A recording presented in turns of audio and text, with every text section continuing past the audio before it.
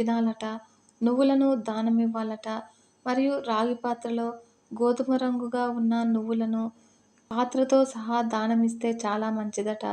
ఈ నెలలో మరణించిన వారికి అమృతత్వం సిద్ధిస్తుందట. కనుక మాఘశుద్ధ పంచమినే శ్రీ పంచమి అని అంటారు. ఈ పంచమి నాడే సరస్వతీదేవి జన్మించిందట.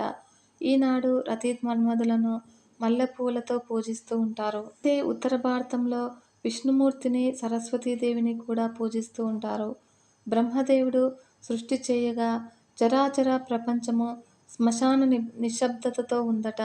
అలా ఆ ఆవేదనతో తన కమండలంలోని నీటిని ప్రపంచంపై చిలకరించగా చెట్లపై ఆ నీటి బిందువులు పడి ఒక శక్తి ఉద్భవించిందట. 2 చేతులతో వీణను వాయిస్తూ, మరో 2 చేతులతో పుస్తకాన్ని, మాలను ధరించి సమగ్ర రూపిణిగా దర్శనమిచ్చిందట.